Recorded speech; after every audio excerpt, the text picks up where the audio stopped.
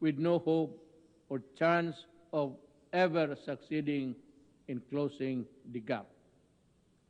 We cannot, in all conscience, allow this to happen. An unjust order is inherently volatile. We have to reverse course. How then do we, as governments, reconcile our obligations to our own citizens with our responsibility to the rest of humanity? For the Philippines, we understand that we need to expand our notion of us beyond the nation, so we can work together to secure our common future. We recognize that only inclusive multilateralism can deliver the global public goods we need. And we believe that fairness, equality, and respect should always be the basis of our engagement with one another. Only with this can we correct the injustices that doom the downtrodden all over the world to a life of indignity, and for the thousands during this pandemic, certain death. Mr. President, the picture is bleak. It is a man-made drought of vaccines ravaging the poor countries.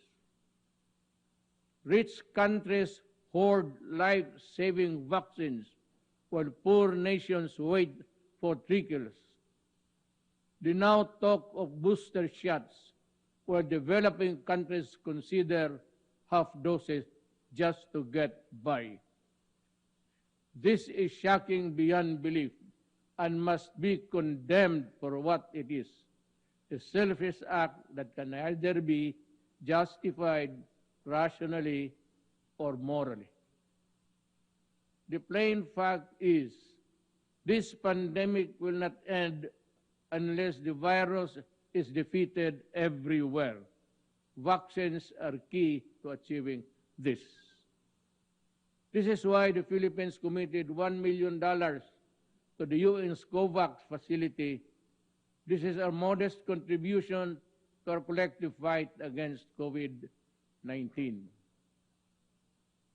We strongly urge our privileged partners to fully support the COVAX facility and further strengthen other cooperation mechanisms.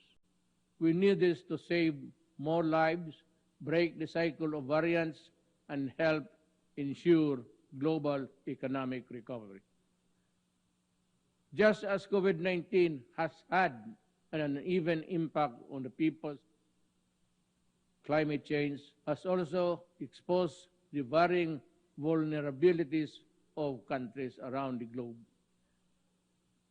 The risks and burden of a warming climate are simply not the same for everyone.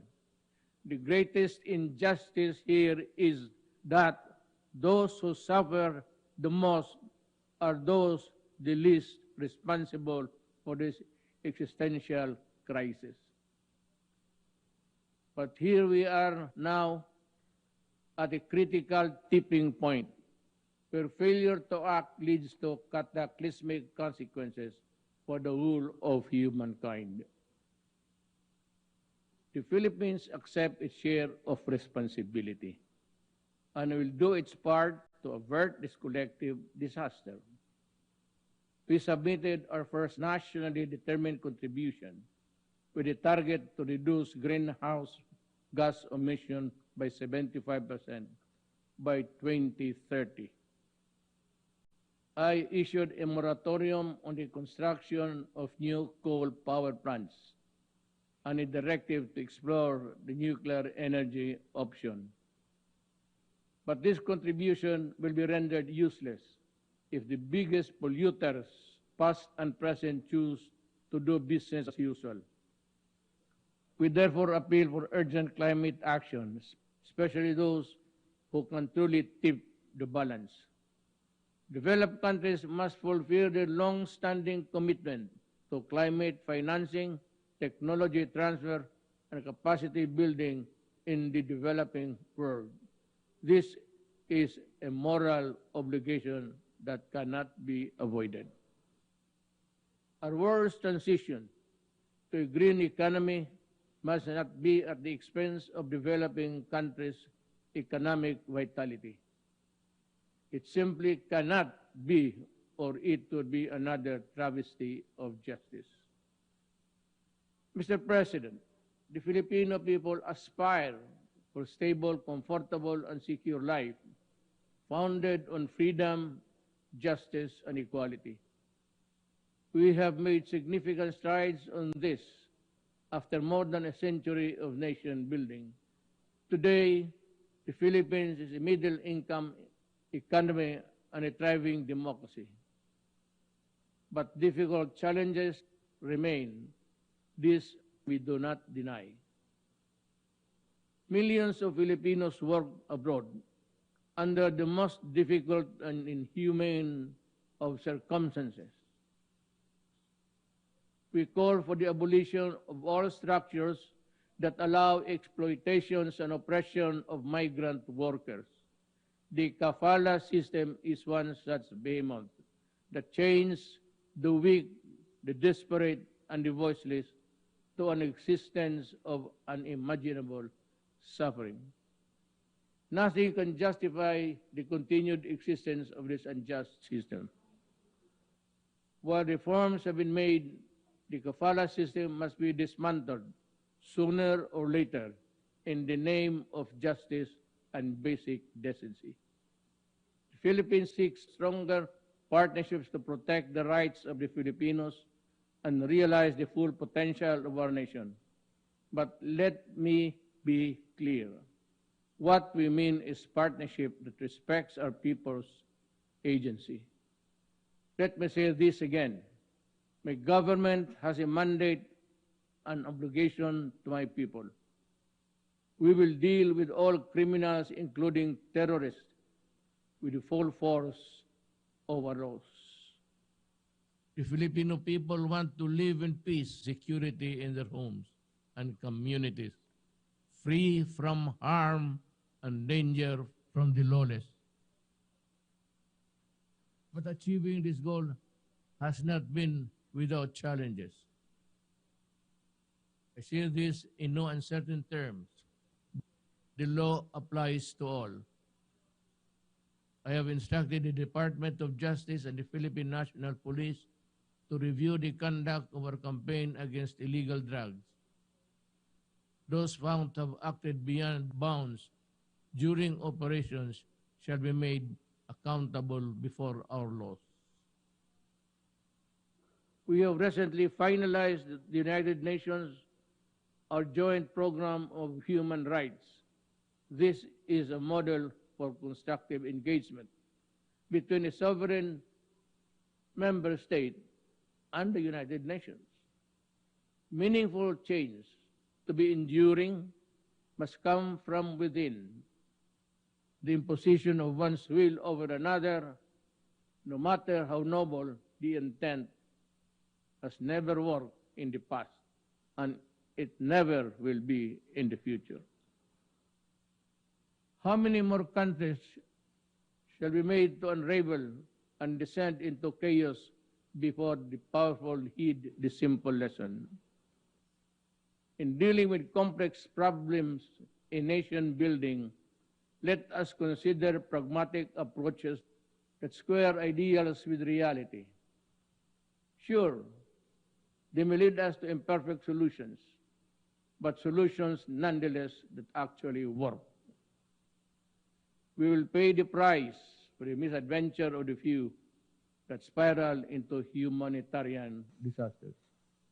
The Philippines, in line with its long-standing humanitarian tradition, has opened its doors to Afghan nationals, especially women and children fleeing the conflict. As one global community, we must do our utmost to help the Afghan people and all those who continue to suffer. For the Rohingyas, I have instructed our Department of Justice to work closely with the UN High Commissioner on Refugees to prepare a cooperation program for a specific number of Rohingyas consistent with our capacities. The Philippines has limited resources during these extraordinary times. But what we can do for humanity and will uplift human dignity, we will. Mr. President, in a period of profound geopolitical change, it is vital that all countries, big and small, commit to the rule of law fully and firmly. For a world without law is a world of disaster, where the weak is at the mercy of the strong. There can therefore be no other acceptable basis for a global order but the law. We must resolve disputes peacefully, as we manifested in the Manila Declaration of Peaceful Settlement of International Disputes.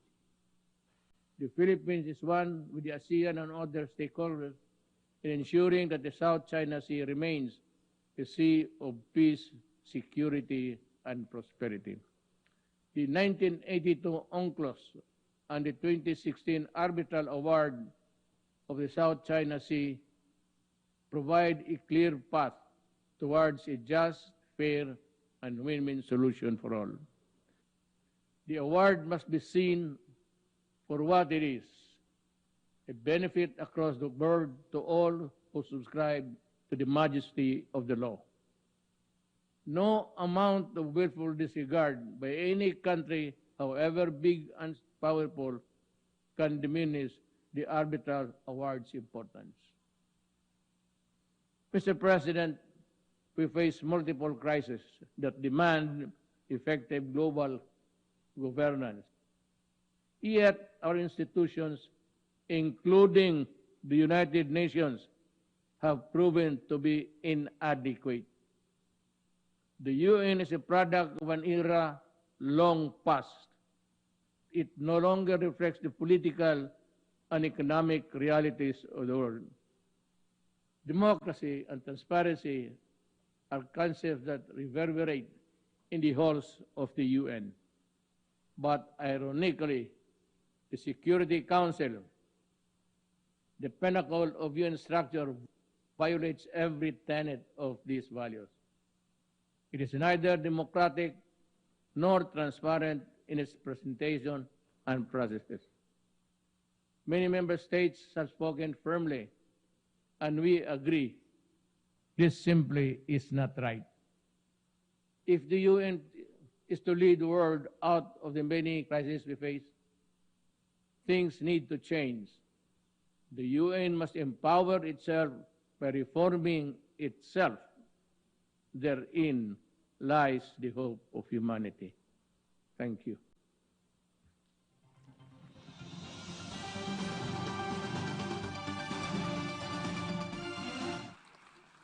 On behalf of the General Assembly, I wish to thank the President of the Republic of the Philippines for the statement just made.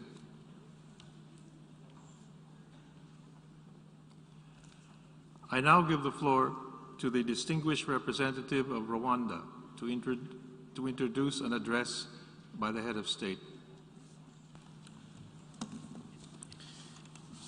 Mr. President, it is my distinct honor to introduce a pre-recorded statement by His Excellency Mr. Paul Kagame, President of the Republic of Rwanda, on the occasion of the general debate of the 76th session of the UN General Assembly.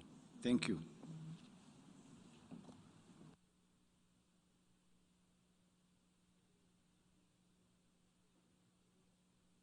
Excellency Abdallah Shahid, President of the General Assembly, Excellency Secretary General Antonio Guterres, Excellencies, heads of state and government, distinguished delegates. Fighting the COVID-19 pandemic has challenged the international system like never before.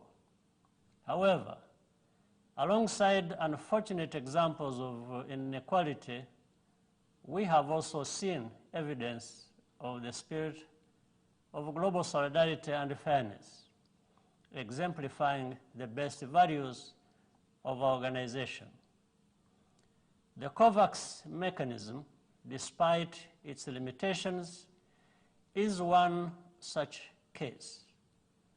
Without this system, Africa's vaccine deficit would be even more severe. But we can and must do more to speed up vaccine distribution in Africa. Doing so benefits the entire world. The positive steps from various partners and companies toward building local vaccine manufacturing capacity is also very welcome. We must harness this positive momentum to build long-term pandemic resilience where it is needed most. The cooperation at the G7 and the G20 to issue new special drawing rights is another positive example. A further voluntary reallocation of new SDRs to countries that need them most will help create the physical space required for a faster and more equitable recovery from the pandemic. Nevertheless, the world is seriously off track with the Sustainable Development Goals. In fairness, we were behind schedule with the SDGs even before the pandemic hit. But there is now increased attention to figuring out how to refocus our efforts and catch up. We need to convert this sense of urgency into a durable political commitment to achieving the SDGs. That commitment must put climate change mitigation at the center of our efforts. The severity of weather-related disasters is increasing year by year. We cannot afford for the result of COP26 in November to be inconclusive or divisive. We also need to re-emphasize the importance of citizen-centered governance and accountability. This not only guarantees well-being and material progress, but also security, stability, and confidence in the future. The extremist ideologies that drive terrorism and genocide must be named, identified early, and dismantled without ambiguity or hesitation. On that, we cannot afford to play politics. I wish to conclude with a strong endorsement of the Secretary General's report on our common agenda. The Secretary General is right to warn of a possible breakdown in the multilateral system in the face of the COVID pandemic, worsening conflict, the climate emergency, and chronic poverty. This would have disastrous consequences for all of us, and the risk should be taken seriously. The Secretary General's action plan merits our full support, particularly the need for a global vaccination plan, a renewal of trust between governments and citizens, more focus on the needs of youth, and a rejuvenated commitment to fact-based reasoning and science. Whether we are able to convene physically for the 77th General Assembly in 2022 or for the Secretary General's proposed summit of the future depends on the actions we all take in the coming months. With determination and focus, it can be achieved. Thank you for your kind attention.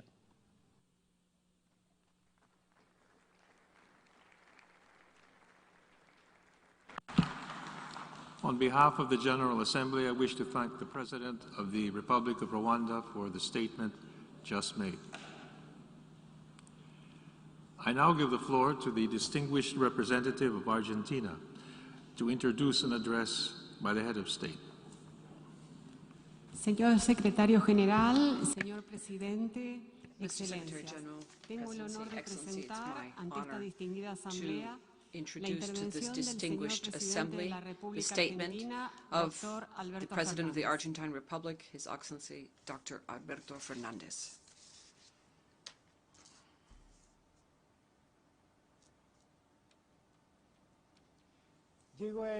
I come to this August Forum at a unique time for mankind, where we are grappling with a triple pandemic with common roots: the pandemic of global inequity, the pandemic of climate change, and the pandemic of COVID-19.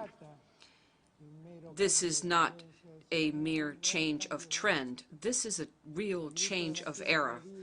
The scream of a wounded earth, which goes with the scream of entire peoples submerged in backwardness and a lack of protection. The pandemic has revealed the globalization of injustice. At the same time, it has pulled back the veil on the vulnerability that goes beyond all frontiers. Also, the pandemic has awakened the risk of greed, slowness to offer solidary responses to global problems. And this is why I want to stress before this assembly our conviction that the vaccines against COVID-19 must be global public assets. Argentina celebrates the proposal of patents in the context of the WTO with a view to contributing to promoting production, competency, and local development of vaccines. With public policies focused on decisive support to research and development, from our country, we have managed to integrate ourselves to the global productive change of 2 international vaccines, and we now have production capacity of the entire cycle, which enables us to incorporate new developments. Of course, this is also now about not just addressing the consequences of the pandemic in healthcare terms, but also focusing on it in terms of reconstructing the social and economic situation, which goes hand in hand with caring for our common home, the planet. Our commitment to the Paris Agreement is full. With the transition towards renewable energies, the adoption of clean technologies for reduction of methane emissions, eradicating illegal deforestation, and the restoring of our ecosystems. All of these commitments are a step more towards a path for our country which is consistent with the goal of 1.5 degrees Celsius and carbon neutrality by 2050. But I'd also like to stress here that none of this will be possible if we do not address the Damocles sword of global inequity, the reconfiguration of the international financial architecture. As was said by the Secretary General, it's quite frankly painful that in 10 years we have not been able to make concrete the commitment of providing $100 billion for developing countries for action against climate change. Climate justice will be a mere chimera without financial justice and positive global imposition, which would contribute to real social justice. And much more so in the context post-pandemic, when the latent risk of a debacle which would be generalized in the form of external debt for developing countries. Latin America and the Caribbean, for example, set aside 57% of their exports for the servicing of the external debt. And I mention the topic of the foreign debt, which is particularly painful for Argentina. Argentina, which is a country which has been subject to toxic and irresponsible indebtedness with the International Monetary Fund. For the world to grasp the magnitude of debt side, let me just mention one figure. The resources approved by the IMF for Argentina with this unsustainable debt were of $57 billion, the equivalent of what the body dispersed during the years before the pandemic for 85 countries around the world, the same amount. Let me reiterate. In 1 year, they gave us the same amount almost as what was given for the entire year of the pandemic for 85 countries. There is no technical rationality or reason, no ethics, no logic, no political sensitivity which could justify such an aberration. And what's worse is that a great part of these resources are supplied to Argentina, then fled the country through irresponsible opening of the capital account. This case of what I call the debt side, as in homicide by debt, clamored by the global financial world, stressed the results which are key for rescuing the principles of sustainability of the debt, which have been discussed and agreed in the United Nations according to Resolution 69/319 of the year 2015. That is why we support the idea of driving forward inclusive multilateral agreements that would be able to address comprehensively all the issues that are referred to under restructuring sovereign debts. We understand the prerogative of the initiative of suspension of debt servicing produced by the G20, which is, while worthwhile, a temporary and insufficient measure. It does not address the issue of alleviating and restructuring the unsustainability of debts in an in-depth manner. Likewise, the lack of a multilateral framework for restructuring the debt for the debts of middle-income countries continues to be an important gap in international financial governance. This is why we would encourage expanding a new common framework for grappling with the debt by the G20 towards middle-income countries which are vulnerable. We also propose the qualification of credit risk for countries, today which is in the hands of just a few private agencies, be part of the agenda of reforming the international financial architecture also. And in exchange, while it's difficult, is not impossible. We celebrate the expansion and distribution of the special drawing rights of the IMF, an initiative which has opened the door to hope. What a year ago was unthinkable is today a reality.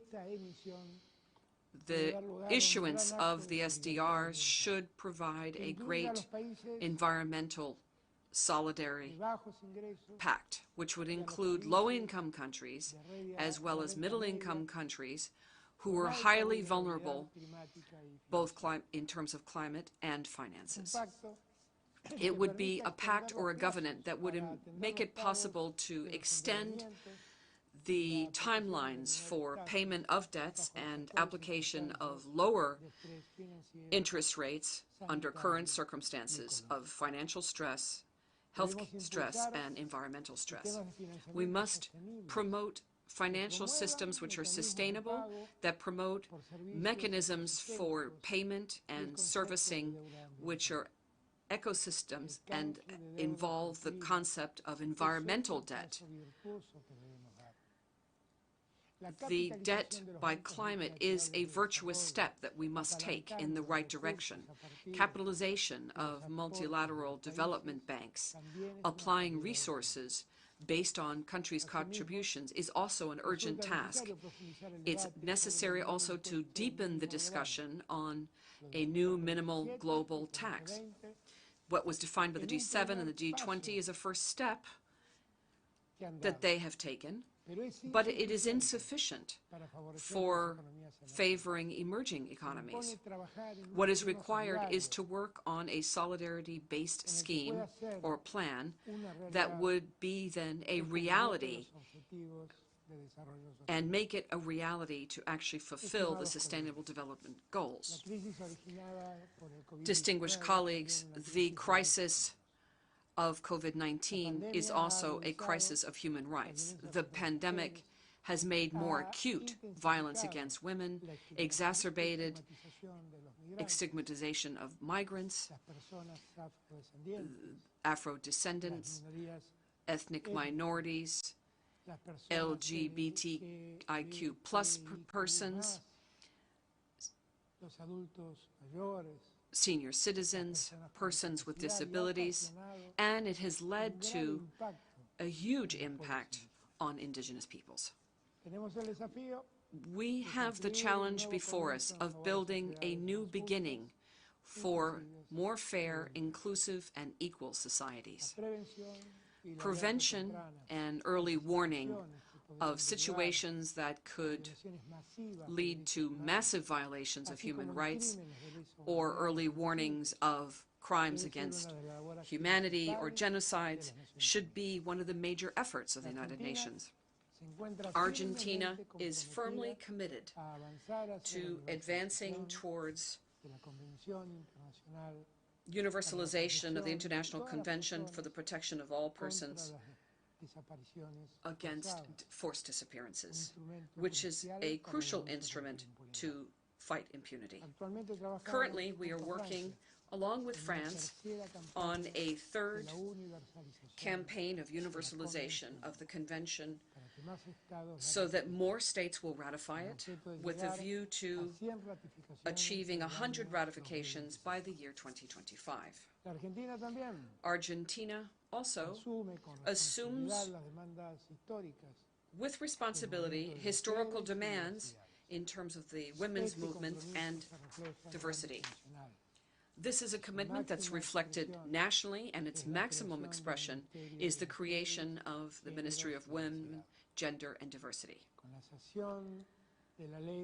With the passing of the law of legalizing abortion, the Argentine state has taken on the responsibility of legislating and protecting with public policies the health and life of women and persons with other identities, gender-based identities, with the capacity to gestate.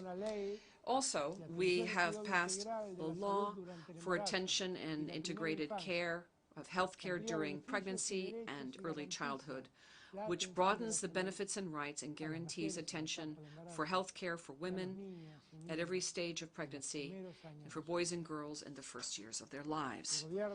The Argentine government decided to reinforce attention for women who are victims of violence, and at the same time it has enacted legislation with a gender focus and worked on it in the area of labor and social policies. It is also promoting shared responsibility with a more fair distribution of tasks in terms of care. With regard to diversity and rights, we have made progress in historical measures of expansion and recognition of rights, such as the approval and enactment of the law on labor for trans populations, which stipulates that the national state must guarantee a minimum of 1% of the labor force for transsexual, transgender, and other. And the decree provides for the emission of national documents, identity documents that would recognize non-binary identities. May I now turn to the scourge of terrorism. Argentina would like to highlight the work of the Office of the United Nations Against Terrorism and in its support of states in applying the global strategy irrespective of respecting of international law and human rights, international humanitarian law, and the international law of refugees. 27 years after the attack on the Mutual Association of Argentine Israelis, we see a continuation of the policy that began in this area in 2003 and which continued subsequently to require the authorities of the Islamic Republic of Iran to cooperate with the legal authorities in Argentina to make progress in the investigation of the attack. We would reiterate our request to the international community to meet with the requirements set forth in red cells, the Interpol, and the possible presence of an accused on their territories, something that Argentina has never stopped claiming. Colleagues from around the world, with regard to the Summit on Food Systems, an event which I would like to applaud, I must say that the topic, in my view, is of the greatest importance, not just for Argentina, but for all of us, given our condition of producers and exporters of healthy food, nutritious food for the entire world. We believe that the transition towards sustainability of production systems of food needs to be gradual and according to the form and time as decided by each country based on its productive, economic, and social reality. There is no single model for development that serves all nations of the world. So it is key to have an inclusive vision of sustainability for food systems with solutions that are adapted to the realities on the ground, social needs, and with the backing of sound scientific evidence. Finally, I would now like to turn to a topic which is of the greatest importance for our nation. The Republic of Argentina reaffirms its right of legitimate sovereignty which are unavoidable with regard to the Malvina Islands, Georgias of the South, Sandwich of the South, and the surrounding maritime space, which are part of the Argentine national territory. These territories are currently illegally occupied by the United Kingdom and have been since for some 188 years now. There is no reason, except the intention of the United Kingdom to maintain the clearly colonial and illegitimate situation so that a bilateral dialogue on the Malvinas issue is not resumed. The request of Resolution 2065 of the year 1965 has remained in effect, and it has been renewed on multiple occasions. And more recently, it was renewed by adoption by consensus of the new resolution on the matter by the Special Decolonization Committee on the 24th of June. The United Kingdom persists with its attitude of refusing to hear the call for a renewal of negotiations with regard to the disputed territory and has exacerbated the dispute by calls for the illegal exploitation and unilateral exploitation of renewable natural resources and non-renewable resources in the area, action which runs contrary to Resolution 31/49 of this Assembly.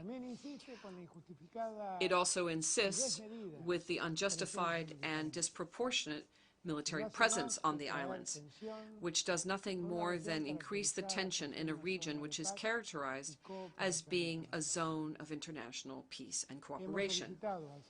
We have requested that the Secretary General renew his efforts in his mission of good offices as commended to him by this organization.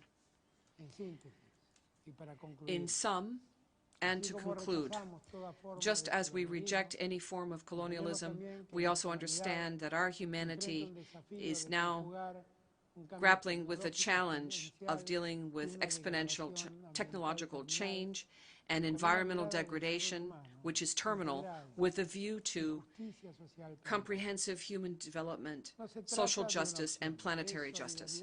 It is not an option. It's either we stand in solidarity or we become extinct.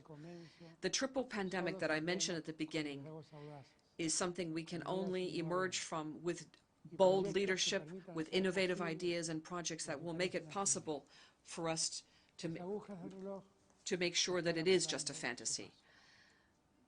The hands of the clock are speeding up. There's no time to be lost. It's now or never.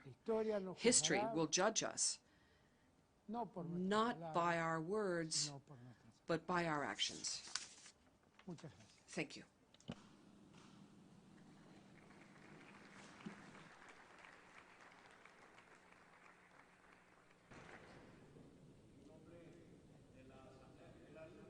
Microphone for the speaker, please. La República Argentina, la declaración que acaba The de formular. President of Argentina for that statement.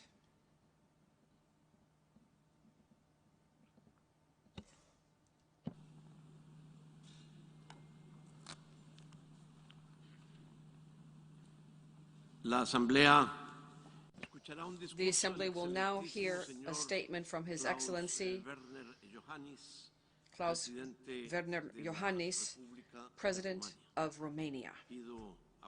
I ask protocol to accompany His Excellency.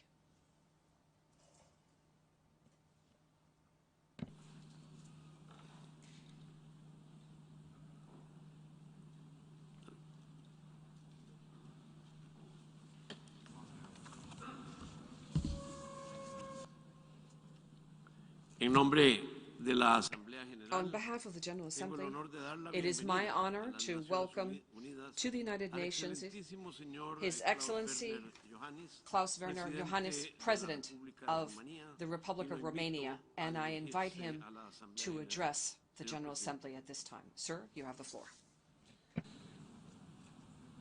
Mr. President of the General Assembly, Mr. Secretary General, Excellencies, ladies and gentlemen, this is our second general debate during the COVID-19 pandemic, which has fundamentally changed our way of life. While the pandemic affected almost all aspects of our lives, it also provided us with opportunities to learn, adapt, and do things better. Global challenges require common solutions, solidarity, and cooperation. Romania strongly believes that democratic values and the rules-based international order with the United Nations at its core are fundamental to build a safer and better future.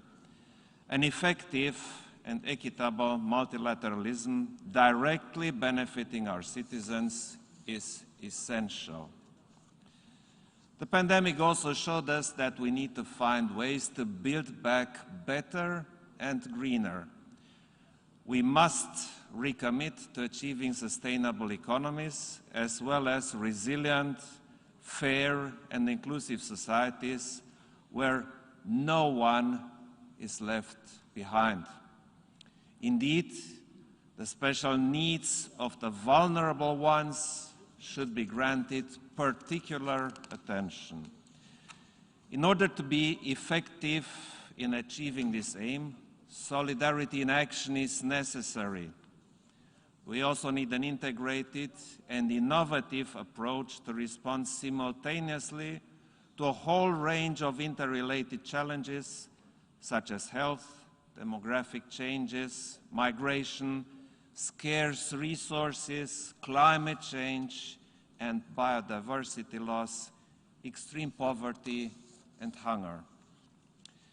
We are indeed at an inflection point, and Romania welcomes the newly issued report on our common agenda, supports its main conclusions, and encourages the Secretary General to continue efforts towards their implementation.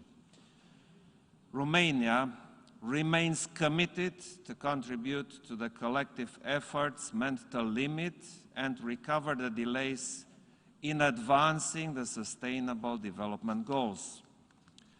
Ladies and gentlemen, the post-COVID recovery needs to place sustainability at its core, and we must work together to protect our planet and ecosystems. The effects of climate change have no national borders, and the responsibility to effectively address them rests on all of us. Working with other states and international organizations to respond to climate change is a priority of my current mandate as President of Romania. 2021 should bring a leap forward in preventing climate change and protecting biodiversity. Recently, we have also witnessed the potential and the challenges of digital technologies. We must ensure meaningful and safe access to the internet, strengthen cybersecurity, and promote responsible behavior in the cyberspace while addressing the digital spread of hatred and disinformation.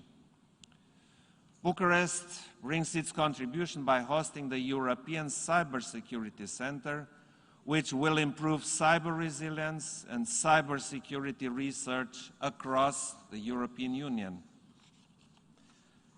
The pandemic has also prompted us to act together to consolidate our national health systems and make them more resilient. An urgent priority is to ensure equitable and affordable global access to vaccines and treatments for COVID-19. Romania reaffirms its support for the COVAX facility, and we have contributed to the Team Europe approach to help various countries to tackle the impact of the pandemic. Romania fully supports the adoption of an international legal instrument for pandemic preparedness and response. Ladies and gentlemen, the primary responsibility for the protection and promotion of human rights lies with our states. We must all ensure that restrictions related to COVID-19 do not exacerbate rights violations. Romania remains strongly committed to the promotion and protection of human rights worldwide. My country promotes the imperative of combating discrimination and hate speech, including anti-Semitism. We have adopted this year the first Romanian national strategy for preventing and combating anti-Semitism, xenophobia, radicalization, and hate speech. Romania will continue to work towards these objectives, including by pursuing a mandate to the Human Rights Council for the term 2023 to 2025. Ladies and gentlemen, the COVID-19 pandemic has made humanitarian intervention even more difficult. Nevertheless, common international action to guarantee human security is needed, as no one is safe until everyone is safe. Romania has included the refugees and persons at risk in the national public health coverage. We have provided them with access to all necessary medical facilities and immunization campaigns, including against COVID-19. Nowadays, we all look to Afghanistan, and the most pressing issue is the safe passage for the Afghans who are willing to leave. We have recently welcomed vulnerable groups of Afghan citizens to Romania, ensuring that human rights, especially the rights of women, children, and minorities, are respected is also essential. We also have to make sure that humanitarian assistance can be delivered. Ladies and gentlemen, as Presidency of the Community of Democracies, Romania will continue to work towards upholding all democratic principles.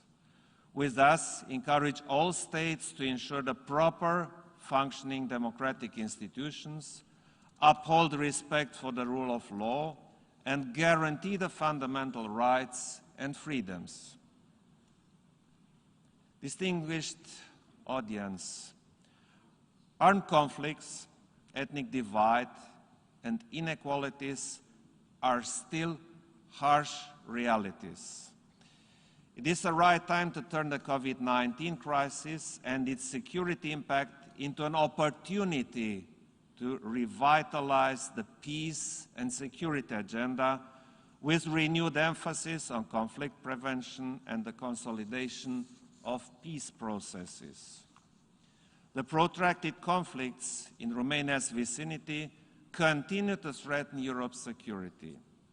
Romania supports the lasting peaceful resolution of these conflicts through political negotiations in the framework of their dedicated formats. Ladies and gentlemen, we must step up and confront the global threat of terrorism by acting in a coordinated manner. Romania maintains its full commitment to preventing and combating terrorism at the international level, building upon the newly reviewed global counterterrorism strategy. The concept of resilience is an important component of our security, as well as a key factor in protecting democracy. For Romania, ensuring strategic resilience, both at state and society level, is a priority. And this is highlighted by the Euro-Atlantic Center for Resilience, which we created in Romania.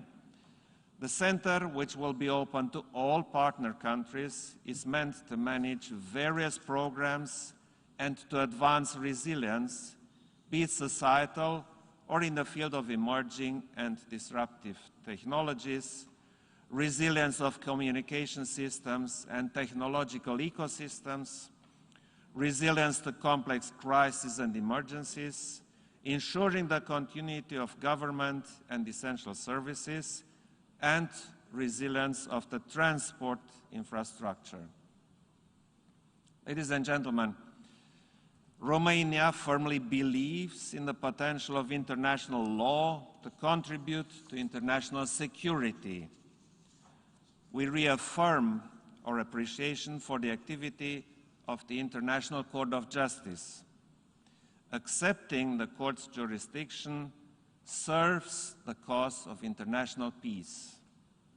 It is in this spirit that Romania, together with a group of supporting states, is promoting a declaration on this topic and invites all interested delegations to endorse it and support this initiative.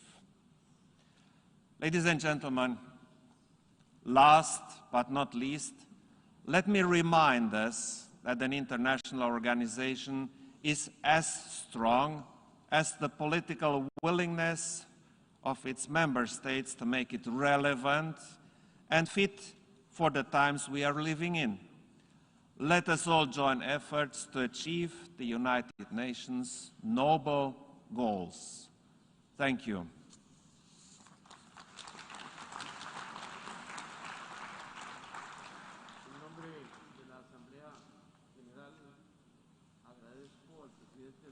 De Rumania, la declaración que acaba de formular.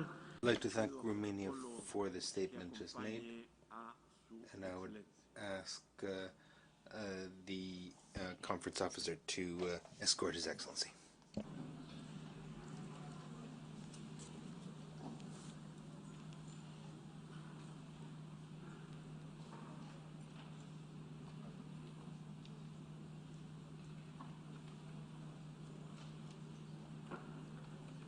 De seguido, now the Assembly will hear a statement by His Excellency Mr. Surangel Whips, President of the Republic of Palau. I would request protocol to escort His Excellency to the rostrum.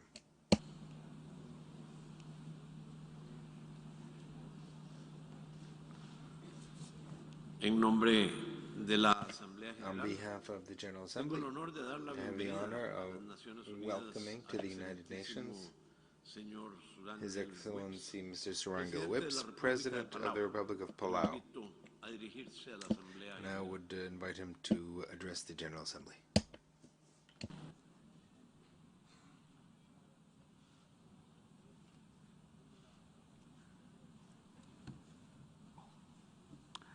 Mr. President, Mr. Secretary General, Excellencies, ladies and gentlemen, it is a privilege to speak before this esteemed body for the first time.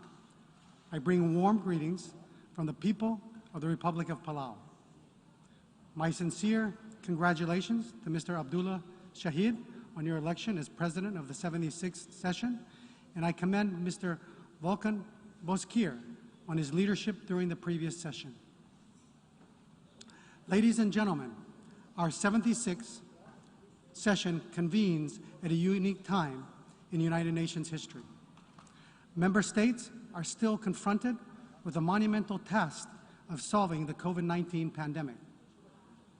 On behalf of the people of Palau, we applaud and salute the first responders, doctors, nurses, public health professionals, and all those who have worked and continue to diligently respond to this pandemic, including scientists, pharmaceutical companies, civil society, governments, and others who have taken the lead in creating life-saving vaccines and innovative treatments in swift response. Palau would like to thank all our international allies and friends who came to our aid during this difficult time, especially the United States, Taiwan, Japan, and Australia, who delivered the COVID-19 vaccines, PPE, testing capacity, and vital training to the people of Palau, which allowed us to remain COVID-free through most of this pandemic, and now COVID-safe, with over 80% of our total population fully vaccinated, with 0 deaths and 0 hospitalizations. The people of Palau are eternally grateful for your friendship, generosity, and cooperation. Along these lines, we would like to highlight the Republic of China, Taiwan's leadership in the global response against COVID-19. Not only have they demonstrated consistent and effective management of the pandemic within their borders, but their leadership has also extended to Palau. Taiwan's international response facilitated cooperation and implementation of an effective sterile travel corridor between Taiwan and Palau.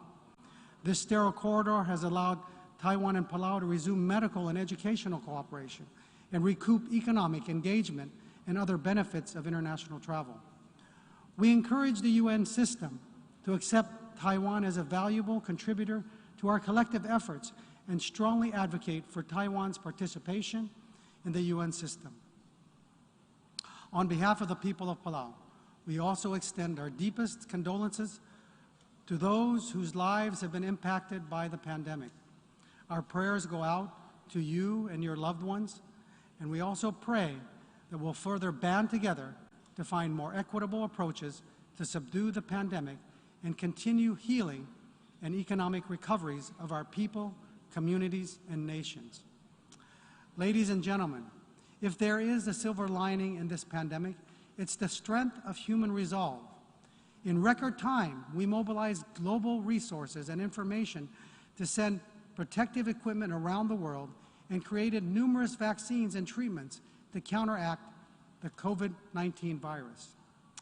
Although more can and must be done in our efforts to contain the pandemic, the global community responded to the threat of despair by taking action and working at breakneck speed to contain the coronavirus. Today, I ask the global community to take the same level of urgency and bold action into responding to the existential threat of climate change. In April of this year, Palau, which historically is outside the typhoon belt, was hit by Typhoon Surigay, our third typhoon since 2012, which damaged 20% of our homes, destroyed major infrastructure, including our aquaculture facilities. It also destroyed millions of dollars of crops and wreaked significant havoc on our reefs and corals, and consequently undermining our Palau's food security. This is particularly notable because Palau and other CIDs depend on imported highly processed food products due to the lack of economies of scale as a result of our small population, resulting in a significant increases in our NCDs among our people. And while there is potential for increased local production, our efforts are hampered by the adverse impact of climate change, including sea level rise, typhoons, droughts, and other stress on marine and terrestrial ecosystems. The gradual destruction of climate change has allowed us to be complacent and respond mostly by kicking the can down the road. However, ladies and gentlemen, the IPCC report has indicated that we are running out of time. Simply put, we must act now to ensure our children inherit a healthy and reliable future. We need to act now before further irreparable damage is made to our planet. As a CITES nation, we stand here as one of the states most vulnerable to climate change, and we urge fast and comprehensive multilateral action to mitigate the effects of climate change. Ocean-based climate action can play a significant role in shrinking the world's carbon footprint. The Ocean Panel has commissioned research that found ocean-based climate action can deliver up to a fifth or 21% of the annual greenhouse gas emission cuts needed to limit global temperature rise to 1.5 degrees Celsius by 2050. One of the major issues addressing the risk of climate change and climate-ocean nexus is our inability and lack of capacity in accessing climate financing. This further exacerbates our vulnerabilities, and we are not alone in this respect. Of the 20% of the climate financing provided on adaptation, only 2% of that support went to CITES countries. Further, of the 2%, at least half of those funds were not in the form of grants, but in the form of loans. We urge the UN to address this inequality and reduce the artificial barriers to allowing small countries to access climate finance, and for the UN to create systems to address its charter and represent we the peoples, for all people. As a CITES country, Palau relies heavily on the ocean, not only as its main economic engine via tourism and fisheries, but also as its food security, for its food security. A recent study on the Palau National Marine Sanctuary, or the PNMS, by Stanford University stated that rising temperatures will produce warmer waters that will hold less oxygen. These twin pressures will cause tuna and billfish that have particularly high oxygen requirements to migrate in search of areas with cooler waters and higher oxygen concentrations. These analyses project a 40% decline in skipjack and yellowfin biomass in Palau's waters by the year 2100 if we continue on this high emissions trajectory.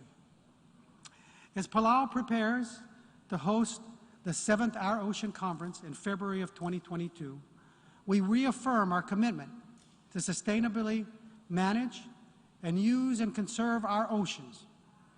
In 2015, we declared most of our EEZ as a Palau National Marine Sanctuary. But this is not enough. We need global action. It's time that the international community commits to establishing a 30% target that focuses on marine protected areas within and beyond our national jurisdictions. Mr. President, many of the challenges that will be presented here this week must be addressed within the framework of the United Nations as custodian of the world. To this point, Palau is undergoing a renewal of its Compact of Free Association, or COFA, with the United States. This relationship was a result of the UN's historic role in assigning the trusteeship to administer to the United States to administer our islands as part of a strategic trust territory, with the duty of developing the territory into a full self-government and self-reliance. After 7 referendums, the people of Palau agreed to the Compact of Free Association in 1994, allowing the U.S. to exercise the fundamental elements of our national sovereignty, control over our national security and defense, and this enabled the U.S. to deter other nations' access to our lands and waters, and ultimately restricting our association with some members of the international community, and limiting our prospective economic development opportunities.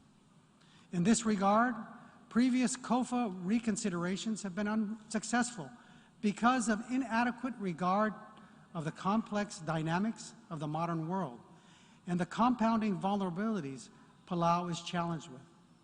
Regardless, I am confident the new U.S. administration will rise to the task and correct the deficiencies in previous deliberations.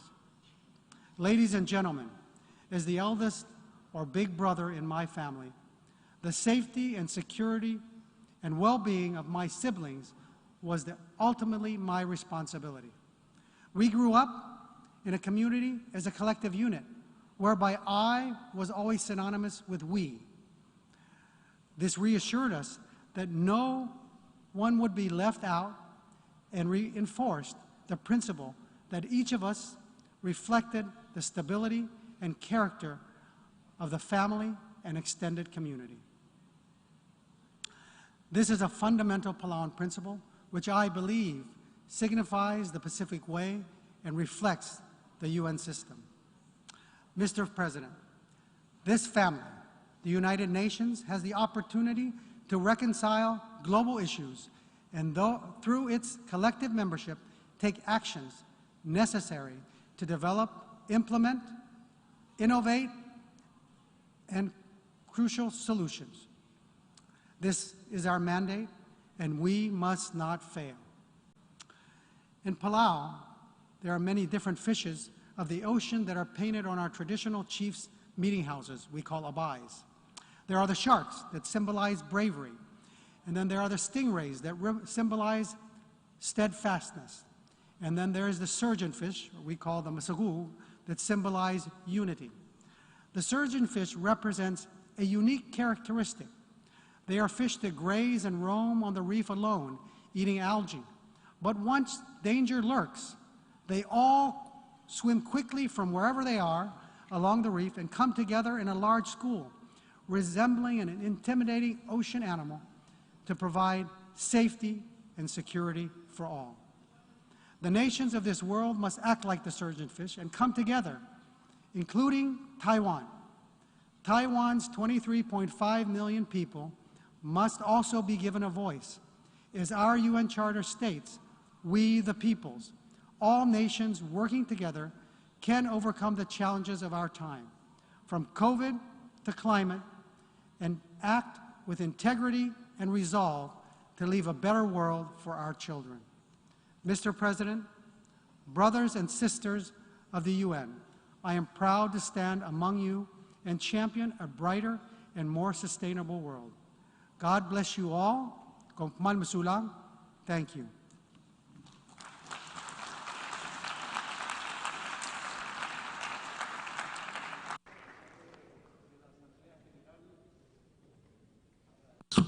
Al presidente de la I want to thank the President of the Republic of Palau for the statement he's just made, and I would ask protocol to please escort His Excellency.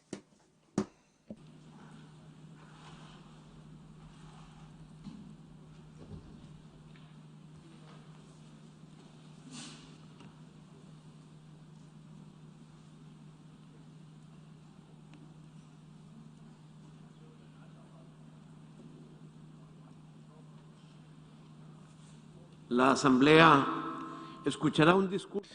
The General Assembly will now hear a statement by His Excellency Carlos Alvarado Quesada, President of the Republic of Costa Rica. I would like to ask protocol to please escort His Excellency to the rostrum.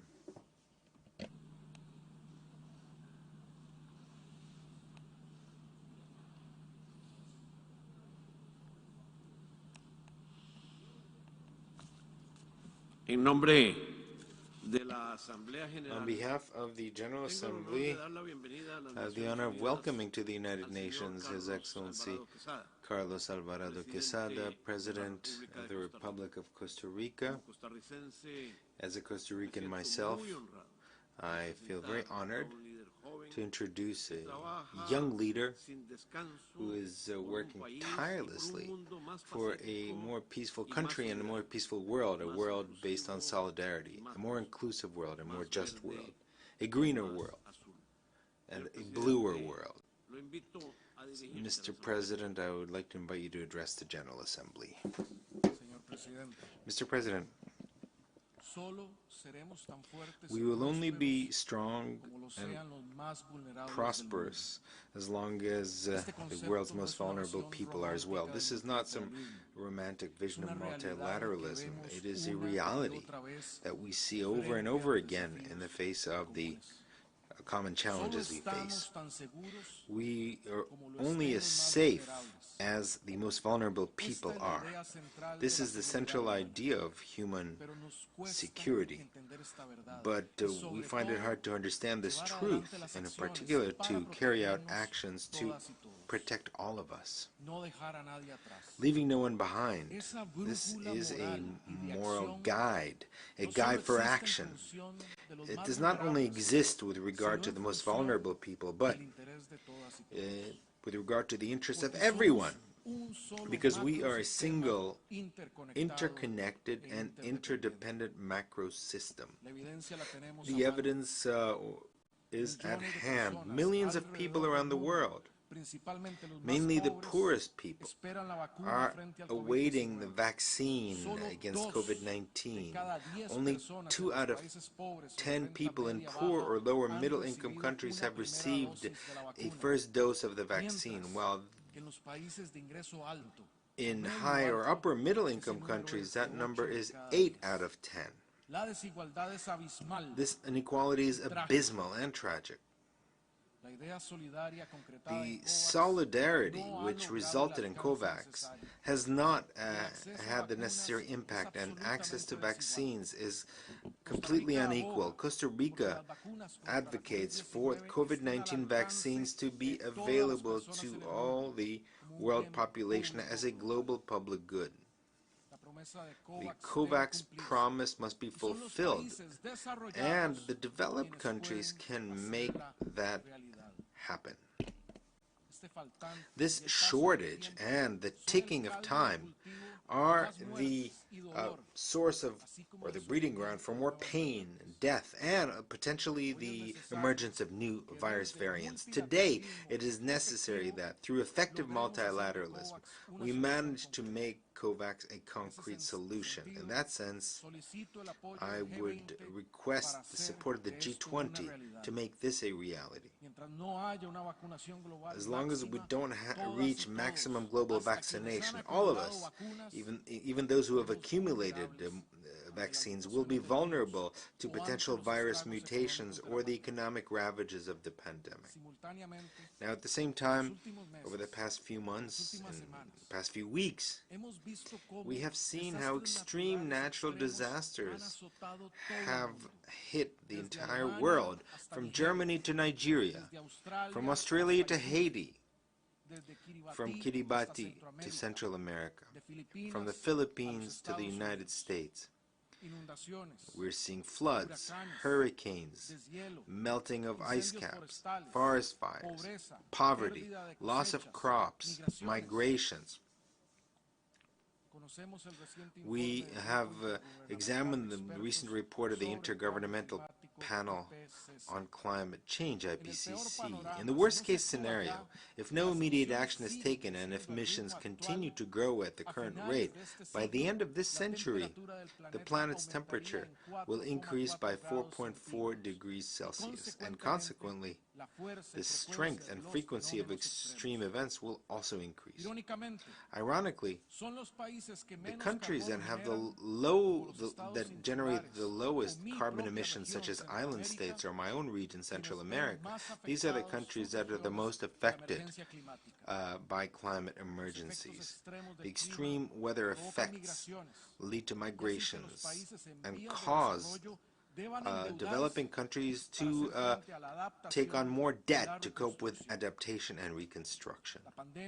The pandemic, the climate crisis, unemployment, and the limited investment opportunities are putting a substantial strain on the developing countries' social and political stability.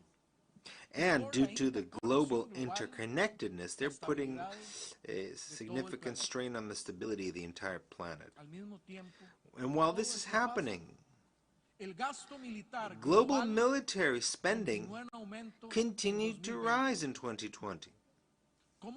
How will we be able to explain to the next generation that while there was a raging pandemic in which vaccines were not available to everyone, and in the face of an unprecedented climate crisis, the world was investing more in weapons?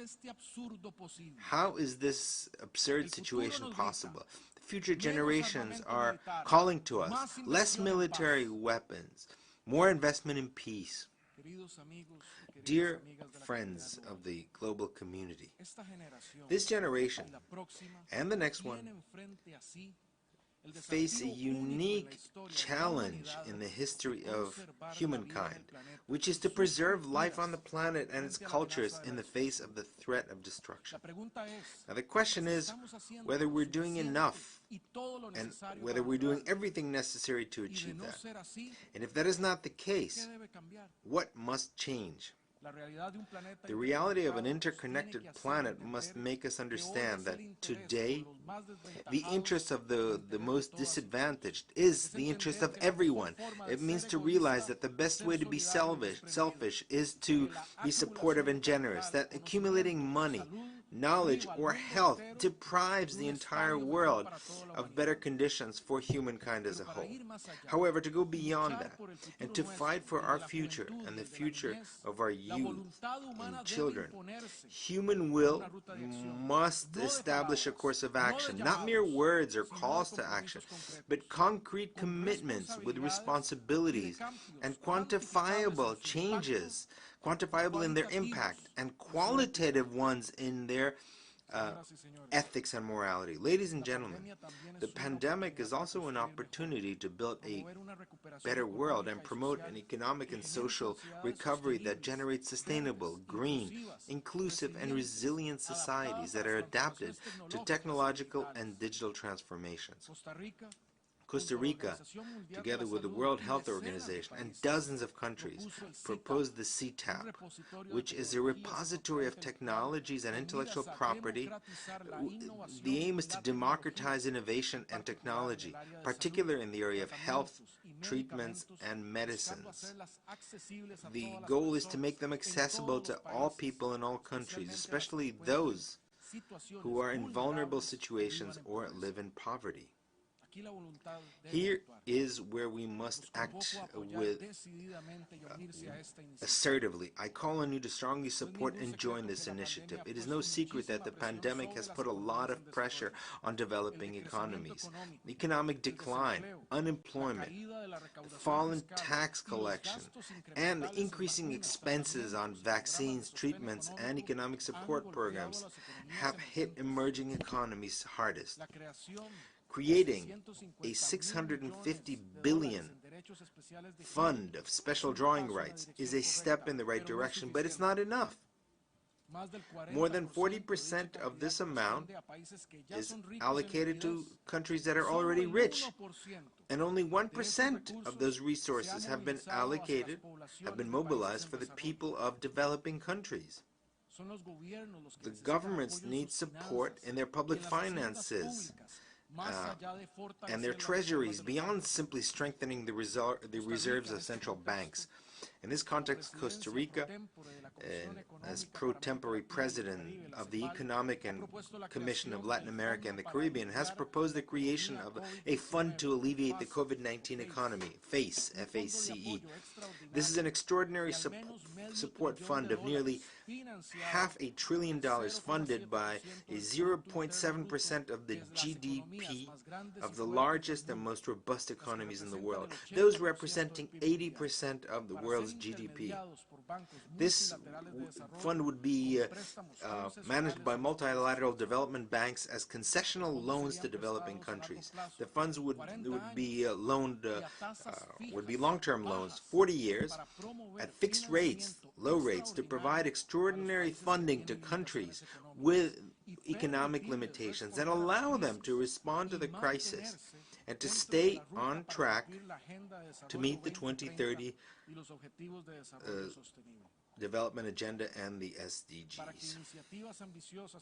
For ambitious and initiatives such as CTAP and FACE to be successful, the developed countries must step up.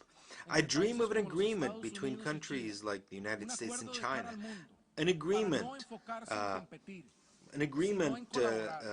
commitment to the world, not to focus on competing, but to cooperate in order to push the world forward. A world that largely depends on the determination of its leaders, in particular the leaders of the G20. And once again, I call on these leaders so that we can act, so that we can understand that interdependence between self-interest and solidarity are two sides of the same coin. We must have a positive ambition for the future of this planet. The 3 United Nations conventions on climate change, biodiversity, and desertification are simply one reality, the reality of a planet that must stop its warming, global warming, that must preserve its life and ecosystems, and that must protect and restore the lands where food is grown. We must be ambitious in the objectives to be achieved in 40 days from now at the next COP. It is an imperative for the survival of humankind. We cannot lower our guard and lower our climate ambitions in the run-up to COP26 in Glasgow, or in the run-up to biodiversity COP15 in Kunming. Costa Rica has set an example and has demonstrated that nature can save us and that sustainability and human development are possible. Also, for this reason, starting in 2019, we launched our plan to decarbonize our economy by 2050. But today, only 15% of the Earth's resources are protected and 7% of the oceans are protected. Scientists agree that a greater area of the planet must be protected and restored in order to preserve it against the climate crisis and the accelerated loss of biodiversity. For this reason, the High Ambition Coalition for Nature and People, led by Costa Rica, France, and the United Kingdom as co-leader for the ocean, is a nature-based solution that aims, by 2030, to protect 30% of the marine and terrestrial ecosystems of the planet. It also aims to avoid exceeding the global temperature increase of 1.5 Celsius and promote the protection of the ocean. More than 70 countries have joined this initiative, and I invite other states to do so as well. We also make a call to stop oil development and exploration. And for this very reason, together with Denmark, we are launching the Beyond Oil and Gas Alliance, BOGA, for its acronym in English. Understanding and experiencing our interconnectedness and our interdependence on this planet is what can lead us to a new stage in development of humankind. It will enable access to opportunities for economic well-being for the most vulnerable populations, particularly indigenous peoples, Afro-descendant peoples, migrants, women, children and youth, internally displaced persons, and the LGBTI persons. It will put this new global contract into practice. We welcome the declaration of August 31st as the International Day of Afro-Descendants and the creation of the United Nations Permanent Forum of Afro-Descendants. In the framework of the bicentennial celebration of Costa Rica's independence, we have been reminded of our interdependence. It's an interdependence that must make us look back and support Haiti in these challenging times. Haiti was the very first country in the Americas to end slavery. That same perspective makes us raise our voices to stop unilateral measures that are contrary to international law and which affect the Cuban people. And at the same time, we must demand that the exercise of the fundamental rights of every Cuban citizen be respected, the right to assemble and express their opinion. Interdependence makes us advocate for peace and reiterate our desire for a world without nuclear weapons. Therefore, we call on countries to join the Treaty for the Prohibition of Nuclear Weapons, which has already reached 55 ratifications among 86 signatories. Similarly, we advocate for a nuclear weapons-free Korean Peninsula so that we can build peace together, stability and security. We reiterate, just as the High Commissioner for Human Rights, Michelle Bachelet, did a few days ago, we reiterate our deep concern about the human rights situation in Nicaragua. We are concerned about the imprisonment of political opponents, journalists, and students. We call for democratic institutions, respect and promotion of human rights, freedom of expression, and the press to have all the necessary conditions to operate freely in this brethren country. We recognize the Malvina Islands as Argentine territory, and we make a respectful call to settle this dispute peacefully. Costa Rica cannot fail to honor our international commitments to the women and girls of Afghanistan. We cannot remain silent when the new regime does not allow girls to have an education. Educating girls today is the key to empowering the leaders of tomorrow. Friends, it is an honor to serve in this office, because this forum has allowed me to represent the aspirations and values of the Costa Rican way of life: peace, democracy, environmental sustainability, equality in diversity, and the defense of human rights. With hope, I say that this new global contract has a name, and it views as development as something that is circular, something that must be shared, something to invest in and to fund, not to accumulate. The new global contract makes welfare a circular good. That route was designed by humankind to achieve this new global contract, and it is called the 2030 Sustainable Agenda and its 17 SDGs. I would like to express the hope that history will remember this time, its people and its leaders, especially the most powerful and hence the most responsible ones, such as those who took this route and gave this planet a new opportunity. Thank you very much.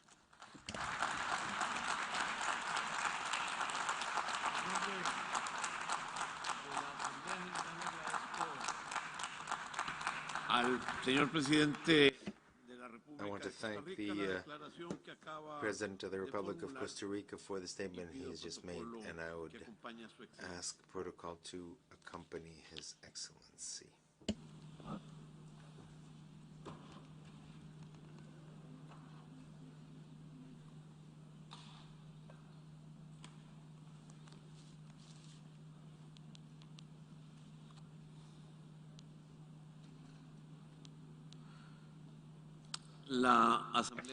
The General Assembly will now hear an address by His Excellency Andrzej Duda, President of the Republic of Poland.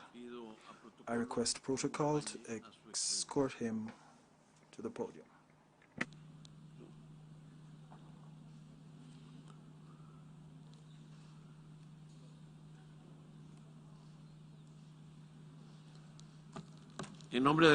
On behalf of the General Assembly, I have the honor to welcome to the United Nations Mr. Andrzej Duda, President of the Republic of Poland, and I now invite him to address the General Assembly. Distinguished Mr. Secretary General, Your Excellency, distinguished Mr. President, Excellencies, esteemed heads of states and nations, esteemed delegates. I congratulate His Excellency, Mr. Abdullah Shahid, on his election to the honorable function of the President of the 76th session of the UN General Assembly. I would like to express Poland's full support for his mission and wish every success in its execution. I also want to thank His Excellency, Mr. Volkan Bozkır, for his active presidency over the works of the General Assembly in the previous session. Furthermore, I am grateful to Secretary General of the United Nations Organization, Mr. Antonio Guterres, for developing the report entitled Our Common Agenda, which provides a comprehensive response to the most pressing challenges faced by the world today. Just like Mr. Secretary General, I can see the need for international solidarity in the COVID-19 vaccination process. Just like him, I can see the need for action on the climate crisis and the protection of biodiversity. As participants of numerous debates, I can also see an increasing consciousness of mainly young people who realize that the decisions taken today will have an immense impact on our lives. And this trend, that young people understand this fact, is something that delights me. Mr. President, ladies and gentlemen, I am standing before you as a leader of a 38 million strong nation who, just like all our states, has been facing up to an unprecedented pandemic and all of its consequences for almost 2 years now. Over the period of 20 months, we have lost 75,000 lives, while almost 3 out of 38 million people in our country have contracted the virus. Although our robust economy bravely resisted the crisis and has managed to come back to an exceptionally dynamic growth today, during the first year of the pandemic, it failed for the first time in 30 years to record such a growth. I do not need to explain to you, the leaders of states, what it means for millions of families, since you know the situation firsthand. I am standing before you as one of more than 200 million people who have recovered from COVID-19, those who contracted the virus and managed to recover from it. Like surely many of you present here, I went through this illness which befalls people irrespective of their function, status, religion, convictions, orientation and worldviews. The past 20 months of fight against the pandemic reminded us of a word which we Poles know since the cradle. That word is solidarity. Many of you know what I'm talking about. This name refers in our history to a large independent trade union established in 1980 by workers in the plants who went on strike against the communist regime and who in the 1980s and 1990s inspired millions of people across the globe in their fight for their democratic or labor rights. This word has become to be a symbolic guiding principle of our policy, its ideal. Speaking about solidarity, I'm also thinking about solidarity in the context of COVID-19. And this reflection is by no means an easy one, especially in reference to us, the leaders of the rich world, or as some call it, of the affluent North. Did we show enough solidarity? Did the mankind behave in the right manner throughout its fight against the virus? Did we offer help to each other, as we should be doing according to our basic moral instinct as humans? Well, one can have serious doubts about it. Did we, the rich North, since my country, despite all its daily problems, belongs to the limited group of affluent states, demonstrate the necessary solidarity with the countries of the South? Did we have an equal access to vaccines and other measures preventing the spread of the disease? When the threat came, it was our first instinct to isolate ourselves from each other. Borders re-emerged in Europe. Those were unquestionably justified actions, as none of us knew back then how serious the danger would really be. The situation was further exacerbated by the reports about tens of thousands of those infected and deceased. Every one of us remembers the horror of the first months of 2020. Also, the huge hopes we attached to the development of a vaccine, which would protect us from the disease. However, it is today, almost 2 years on, with over 4.5 million casualties, that we should answer the question how well we passed the solidarity test. Ladies and gentlemen, esteemed leaders, esteemed delegates, I salute those who won the vaccine battle in laboratories and those who, risking their own health and lives, vaccinated hundreds of millions of the cohabitants of our planet. But was the access to vaccines fair? Did we not forget that in a pandemic, a vaccine is more of a human right than a commodity regulated by market principles? I wanted Poland to be, right from the start, a country of solidarity, a country not guided by the rule the weaker has to die. Therefore, we tried to protect each and every life with the same commitment. Therefore, whenever we could, we tried to show solidarity with other nations who needed assistance at a given time. I'm not able to say whether we did everything possible, but still we tried, for instance, by sending our medical doctors to our friends in Tajikistan, Kyrgyzstan, as well as the United States, or in Italy, which suffered in Europe. I am convinced that some of the countries of the rich north behaved in the same way as Poland. Poland, who donated 6 million doses of vaccines to inter alia, our partners from the south. But was that enough to close the obvious gap in the access to vaccines, which got wasted in some states and were inaccessible in others? It seems to me that our part of humanity still should have many reasons to be dissatisfied with itself. Ladies and gentlemen, honorable delegates, the word solidarity does not refer exclusively to the pandemic, whereas the pandemic did not make other global problems disappear. We are discussing the rights of nations in this forum. Let me ask you then, what is the first right of every nation?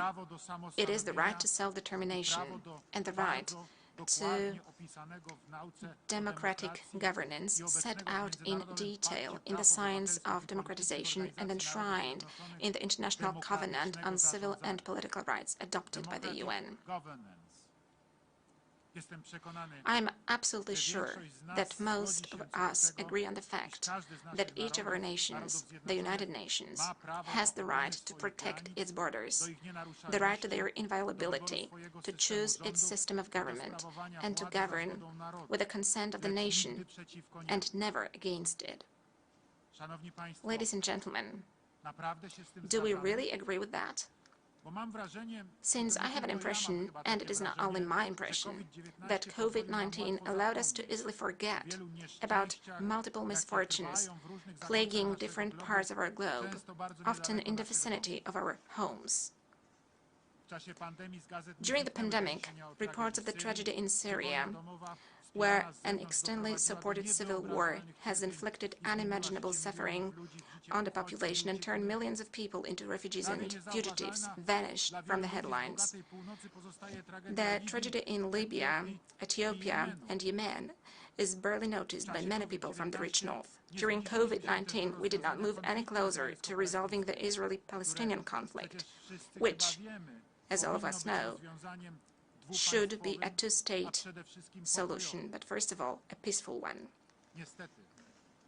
Unfortunately, tragic developments are unfolding also close to the Polish border, and I have the impression that humanity seems to have forgotten about them. Furthermore, the pandemic has not stopped the war in Ukraine, where over 13,000 people died since the beginning of the Russian aggression, with one state seizing the territory of another. In Europe, after the Second World War, in the 21st century, Ukraine was attacked. And what was the reaction of the rich north to the drama of the Ukrainian nation fighting for its independence, for its self-determination. The response was the construction of a large Nord Stream 2 gas pipeline, which will carry Russian gas to Western Europe, bringing further billions in revenue to the aggressor, and complete helplessness or even indifference to the fact that from that moment on, Ukraine finds itself in an even bigger danger. Recently, I have attended the Crimea Platform Summit in Kiev.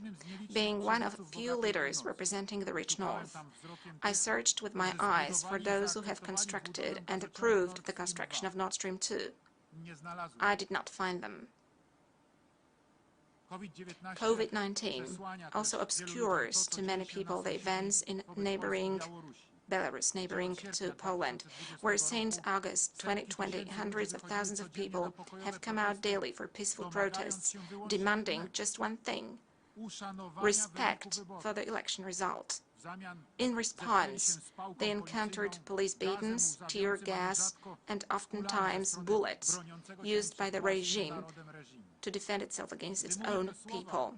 As I speak, more than 650 persons are imprisoned in Belarus, the majority of them young women and men, patriots, who simply wanted to choose their leader in fair elections.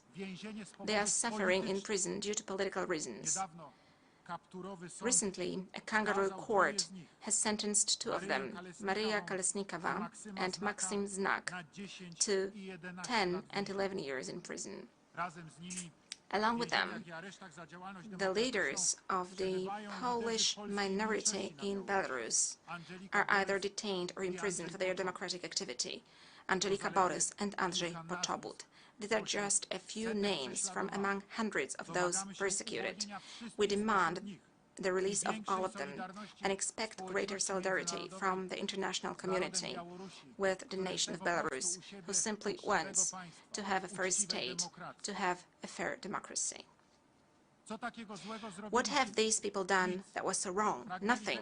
They wanted to claim the same right to elect their government that the French, the Poles, the Americans, the Koreans, the Australians, or the people of Argentina have, or of those of the United States.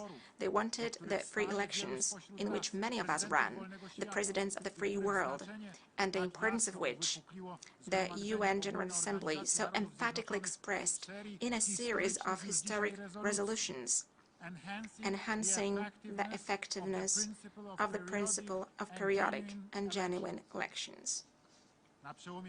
In the late 1980s and early 1990s, they paved the way for the realization that the right to form one's own government is not some Western whim, but a universal human right. The Belarusians, the society of that country, wants to be able to make their authorities respect this universal right. And they pay for this with their suffering. They pay for this with prison. I'm saying all of this as a leader of a country where almost 150,000 Belarusians have found shelter and employment, including thousands of protesters. I have recently told our Belarusian brothers that they are welcome here and that Poland will be their home for as long as they deem it appropriate and necessary.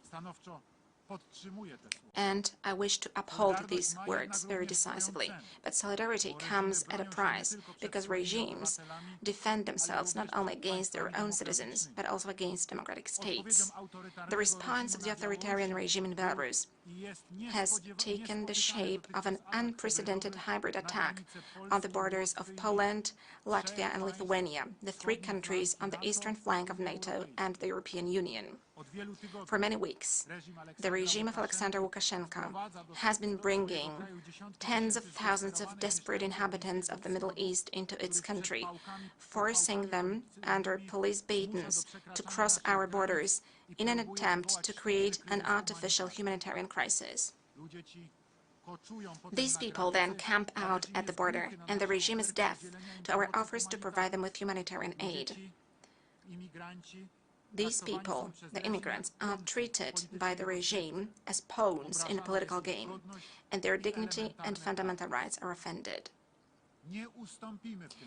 In this crisis, we will not succumb. We will not succumb because, on our part, there is no agreement to instrumental treatment of migrants, no agreement to the abuse of their vulnerable situation pitched against the security of our borders.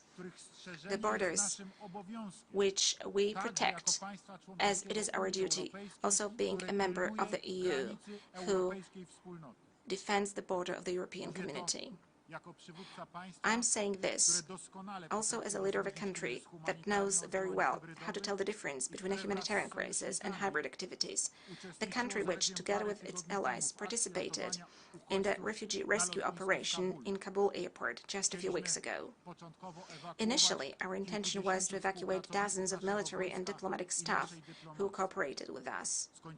We ended up evacuating over 1,300 people. We helped other countries to exfil their own people, but we also benefited from the solidarity shown by others, particularly by the Republic of Uzbekistan, and we are deeply grateful for that. I'm saying this to remind you once again that the world did not come to a standstill during the pandemic. The pandemic has not deprived nations of their democratic aspirations, nor has it stifled people's desire to live in freedom, nor has it suppressed the craving for dignity and respect across large swathes of the globe. I recently saw myself the enthusiasm among the Moldavian voters who took power away from the oligarchs plundering the country and voted in favor of reforms, democracy, normality and honesty. I assured them of Poland's support for any initiative of the kind in our region, wherever we have influence. Because these are moments that restore faith in the most fundamental values of humanity and inspire the spirit of profound solidarity in other countries, my own included. Ladies and gentlemen, esteemed delegates, dear friends, trivial as it may sound, we all realize that mankind is not homogeneous, and each of us has his or her own world of values, beliefs, and things that are sacrosanct to us. But the experience of sharing the same planet and the knowledge that we have no other teaches coexistence and prompt us to define the framework thereof. International law is such a framework. It is one of the greatest achievements of modern times. We can debate at length about reforming the UN system, but each of such debates comes down to one thing: how to promote the United Nations' role in securing the primacy of international law, because we want to live in a world funded on law, not on force. Securing respect for international law was one of Poland's priorities as a member of the Security Council in 2018-2019. Today, we continue in the same vein in support of international law by serving in the Human Rights Council. Our priority is to protect vulnerable groups, civilians in armed conflicts, or religious minorities. The same purpose will be pursued by the Polish chairpersonship in the Organization for Security and Cooperation in Europe in 2022, where we want to work for the resolution of regional and frozen conflicts.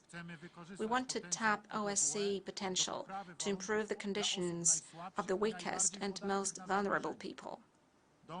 We will also strive to make human rights the main point of reference for our OSCE activities, perceiving that solidarity is the fundamental value underlying human rights, the rights enjoyed by every human being. Dear delegates, esteemed fellow leaders of the world, the pandemic has nearly removed from the headlines another major topic: the fight against climate change, the fight for a secure future for all of us, and for our children, and also for our grandchildren. We, the leaders, must realize what it takes to protect people and the planet from climate change. This problem will not disappear together with the pandemic. It is also part of international solidarity. It has to be this part. Let me pose this question once again. Do we, the rich North, pass the test of solidarity, or do we merely cater to our own statistics by relocating production to the poorer countries of the South, where least environment-friendly technologies are applied, and then those countries are blamed for contaminating the planet? I'm saying this as a leader of a country that overthrew the communist dictatorship in 1989 and inherited a very difficult ecological situation in the aftermath. Over the last 30 years, we have made tremendous progress on that count.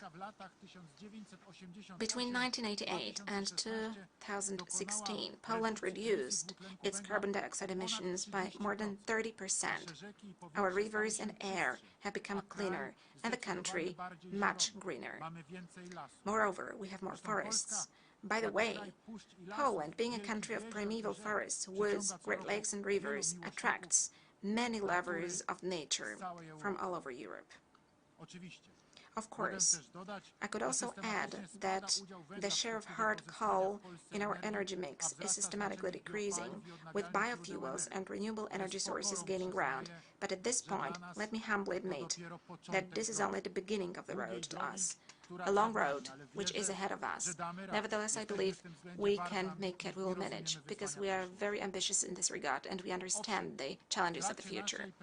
Indeed, during our presidency of COP24, we managed to finalize negotiations of the Katowice rulebook, an agreement that streamlines the implementation of the Paris Agreement so as to make it transparent and fair to all parties.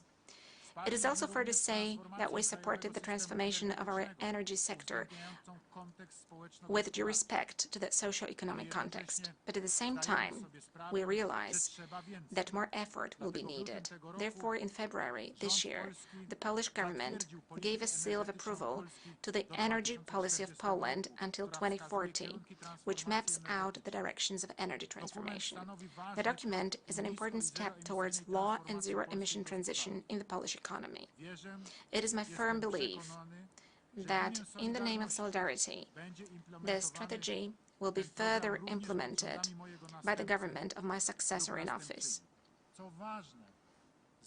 What is important, I do believe that the fundamental principle will be maintained, the principle of just transition, of such transition which takes into account social needs, transition which takes into account possibilities, and such which takes into account the need for a man to live in dignified conditions, to have a job, and to be able to raise his or her children in dignity, which also takes into account the interests of the family. Honorable delegates, ladies and gentlemen, solidarity has not ceased to exist in the face of a pandemic. It should continue to be our motto and our central tenet, together with others, not to compromise on human rights and the rights of entire nations, to secure the development of the UN, always in due respect of the premise of international law, and to be ready to set and pursue ambitious goals in the struggle for our planet. In the last 20 months, when the pandemic weighed so heavily on us, we have often asked ourselves, what will be the post-pandemic world? Will it be the world of solidarity? Or shall we resume business as usual and consider that these months have been nothing more than an interruption in our routine, after which we can go on repeating our old mistakes? Yes, we can say that safely. Personally, I believe that mankind shares the same aspirations: security and prosperity, democracy and human rights. A world without wars and violations of borders, nations respecting each other's territories, languages and identities, a world without discrimination, without offense of inherent dignity of human beings, a world that consistently endorses, among others, the principles invoked by the authors of the Universal Declaration of Human Rights, a world based on solidarity among people and among states. I believe that Poland will be striving for such a world, no matter who holds the office of its president, whether the next president is a man or a woman. I do believe that this is going to be the striving of our next leader. Thank you for your attention.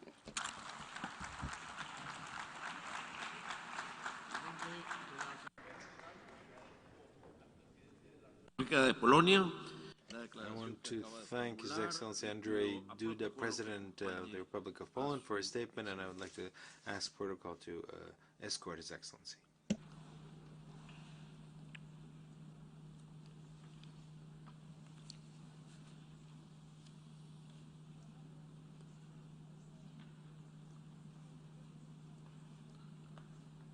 A continuación, next, the General Assembly will listen to a statement by His Excellency Guillermo Lasso Mendoza, Constitutional President of the Republic of Ecuador. I would like to ask protocol to escort His Excellency to the rostrum.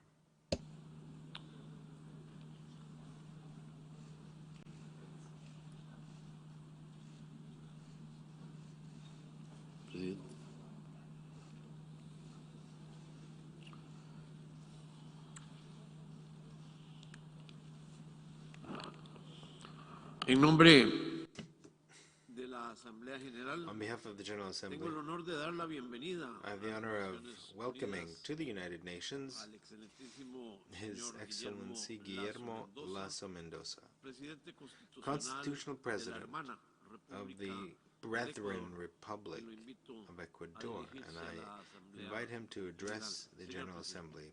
Mr. President. Mr. President of the General Assembly of the United Nations, Mr. Secretary General of the United Nations Organization, heads of state and government, heads of missions, ladies and gentlemen. It is a distinct honor for me to take the floor for the first time in this General Assembly in my capacity of President of Ecuador. I am here fully aware of the expectations that a new government creates, not only in the citizens who elected me, but also in the nations of the world that I am now addressing. And with reason. What Ecuador is now experiencing is much more than just the beginning of a new administration. We were elected on a promise of change and of the creation of opportunities, of restoring full democracy and joining the rest of the world. This is a markedly different vision from the one that governed us over the last 14 years. And during that entire time, I am sure that you were witnesses of statements from my predecessors as well as from other respectable Latin American leaders during which they complained of asymmetries and so-called empires. They even used this podium to launch personal diatribes against leaders of other countries, although it is true that both Ecuador and our region alike have been suffering from historic challenges that we are yet to overcome. I am not here to launch into discourses of that ilk. Rather, whenever one addresses the world, the best is to ensure that our actions are what speak more than our words. I want you to get to know me, not because of not through incendiary speeches, but through concrete results. And I want you to come away with a clear, very clear idea of the citizen movement that is now being led by Ecuador towards a new era of understanding with the planet. As you all know, the United Nations, where we all are today, was born after a protracted period of conflict, and humanity realized that given our global problems, we needed global responses. And with each day, we all became somewhat more responsible for everything that was occurring in every corner of the world. The COVID-19 pandemic has made those ideas all the more relevant now, and we are now compelled to put them into action. For this reason, everyone in this distinguished assembly, I am pleased to report that Ecuador is today, less than 4 months after inaugurating a new government. Ecuador is a success case when it comes to vaccines. And believe me, I am not saying this to boast on behalf of my country, but rather I'm saying so because it is my heartfelt belief that this success is not solely the result of Ecuadorian efforts. This success is also, and to a great degree, a credit to global diplomacy. During a recent conversation I held with the President of the People's Republic of China, he surprised me by saying, "President, you already said it before. Health has no ideology." Indeed, I had used those words when I delivered my inaugural speech, and which confirms for me the power of international cooperation when we simply stop and listen to each other. That is the spirit in which this government has led Ecuador since the first day our government took office.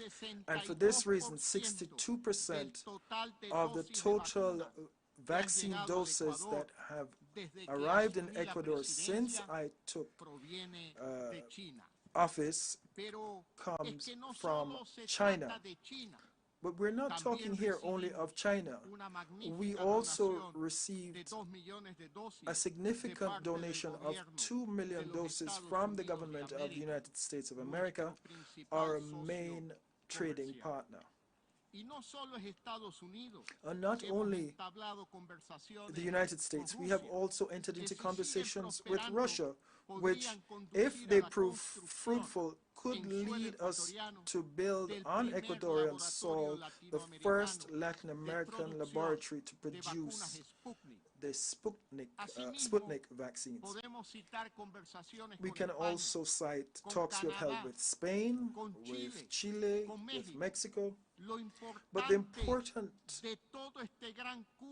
point in this whole range of actions is not only the number of governments involved, but rather the number of lives that have been saved in Ecuador.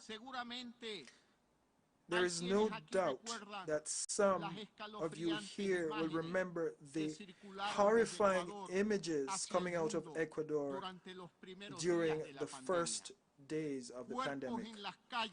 Bodies in the streets, hospitals overwhelmed, hastily dug mass graves. Those days showed everything that was wrong about the way we were managing that health crisis. Those images were a graphic representation of the rock bottom that we had hit after 14 years of isolationist policies, propped up by a twisted and small-minded concept of sovereignty. Now, today, after just 3 months and a few days after we took office, I wanted to share the following concrete data so that you yourselves can draw your own conclusions. First, we met our first and foremost commitment of our campaign to reach the target of 9 million Ecuadorians fully immunized with 2 doses in the first 100 days of our government. Allow me to state it in even clearer terms. In 100 days, Ecuador went from a percentage of vaccinations that accounted for only 3% of our population to 52%. That is to say, more than half of our population. And based on ECLAC figures, we reached 81% of people, Ecuadorians over 18 years of age. Among Latin American nations, we rose from the bottom of the rankings to third place in terms of the percentage of vaccinated populations, and we were surpassed only by Chile and Uruguay. In a few days, in July, we attained a daily pace of vaccinations equivalent to 2.5% of our overall population. This placed us among the global leaders in the pace of doses administered for every 100,000 inhabitants. Without diatribe, without complaining, and without whims and fancies, we have been able to meet the targets of this organization, which is harmony and cooperation among governments to provide well-being to our peoples. It's very easy to complain. It is difficult to take action. It's very easy to divide the world into blocks or clubs. What is difficult is to unite it into one solid edifice of peace and cooperation. But faced with a global threat such as this pandemic, what other option do we have? What option is there when we are trying to save humanity itself? Distinguished members of this assembly,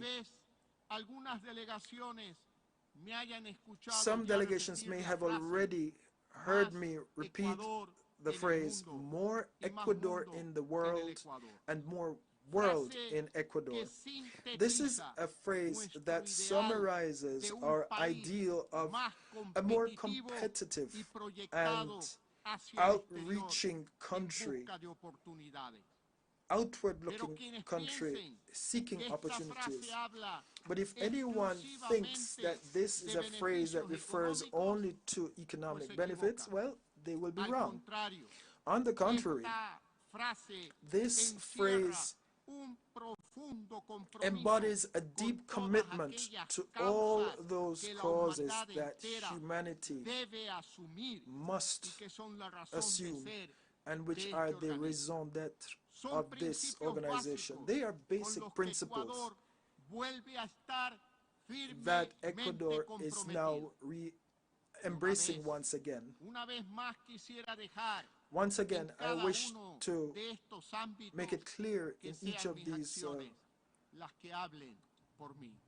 that in each of these areas, it is our actions that are speaking for us. In the first days of our government, we sent to the National Assembly a draft organic law on free expression and communication. This was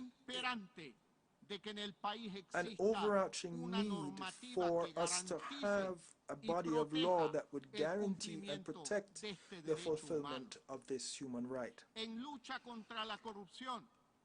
In terms of tackling corruption, we signed a memorandum of understanding with the United Nations, a document which will enable us to establish mechanisms for integrity, transparency, and accountability. On climate change, we are the first Latin American country and the fourth in the world to place our ecological transition under the responsibility of a ministry. We come from one of the most biodiverse territories of the entire planet, and for us it is natural to be interested in implementing policies to reduce carbon emissions, as well as to be interested in any mechanism that can help us tackle the runaway environmental degradation we are now seeing. And we we took this opportunity to confirm once again our commitment to the 2030 agenda, and we have great expectations of the United Nations Conference on Climate Change, which is slated for October in Glasgow. On asylum and international protection, Ecuador will continue to serve as a benchmark. Given the serious situation that took place in Afghanistan, we acceded to the joint declaration signed by more than 70 countries, where we urge the parties involved to provide safe departure for foreign citizens and Afghan citizens that wish to leave the country.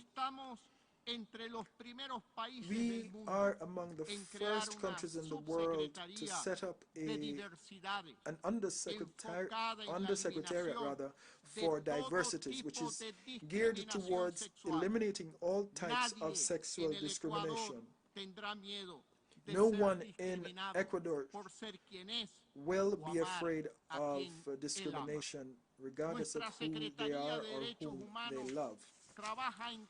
Our Secretariat of Human Rights is working tirelessly to eradicate once and for all gender violence, which is a reprehensible phenomenon that regrettably is still present in our society. On legal certainty, we rejoined ICSID to provide guarantees for foreign investment. We are once again providing stimulus to our private sector, but without ever losing sight of the necessary balance with social investment. But for this, we are promoting programs to reduce poverty and to eliminate child malnutrition, which unfortunately after years of neglect is still subsisting in our most vulnerable communities. We have restored the balance of powers, and we have strengthened democratic dialogue and governance among the various strata of the state. Your Excellencies, this is our track record in only a few months of governance. In sum, we have been able to re-establish in Ecuador our democratic institutions and the freedoms and rights that our citizens are entitled to, rights that had been undermined under a government that placed under its authority all the powers of the state. As such, I wish to express my will to contribute to ensuring that this is restored in Latin American countries, where we have seen the disappearance of the elements upholding the rule of law, which are enshrined in the Inter-American Democratic Charter. All peoples in Latin America are fighting to recover their democracy and freedom, and everyone who does so will be entitled to the unwavering solidarity of my government. Finally, I wish to say a few words concerning the tragedy of forced migration. It is a sad reality that today the migrants of the world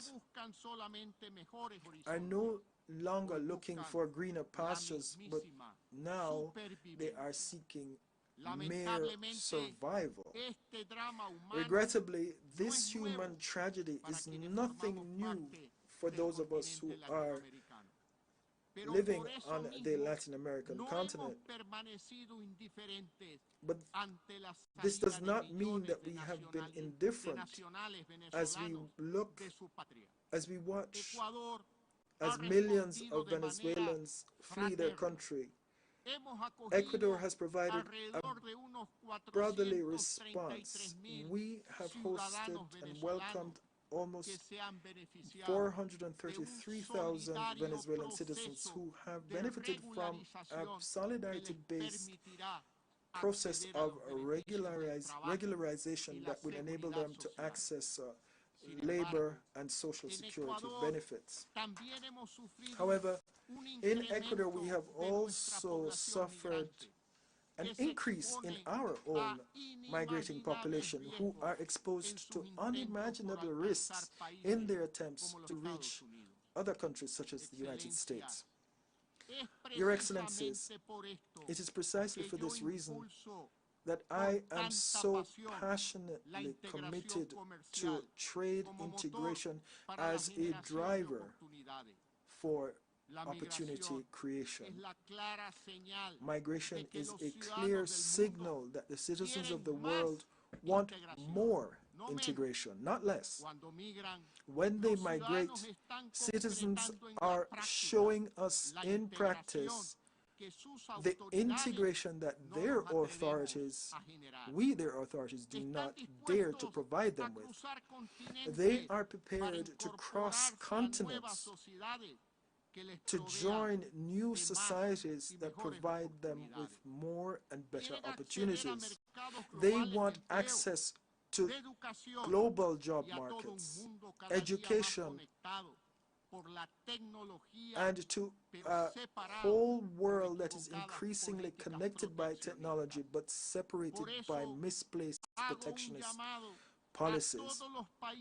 For this reason, I call on all countries that wish to deepen their trade relations with Ecuador, because one of the solutions to this problem lies precisely in bringing together the markets, bringing the markets closer to our citizens instead of forcing our citizens to migrate to those markets.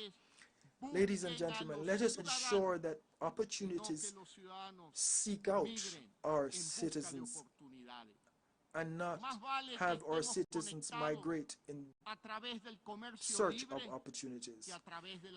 It's better for us to be connected through free trade than through forced migration caused by practices that isolate us, lock us in, and only limited the spaces for shared prosperity.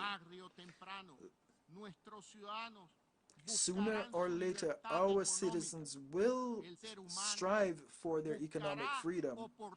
Human beings will seek out opportunities. We believe that we must facilitate this natural impulse and not obstruct it, because the only result of blocking it is precisely the tragedies that we are now experiencing.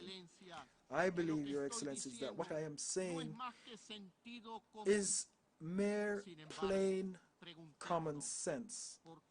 However, let us ask the question, why are we not doing it and advocating global integration?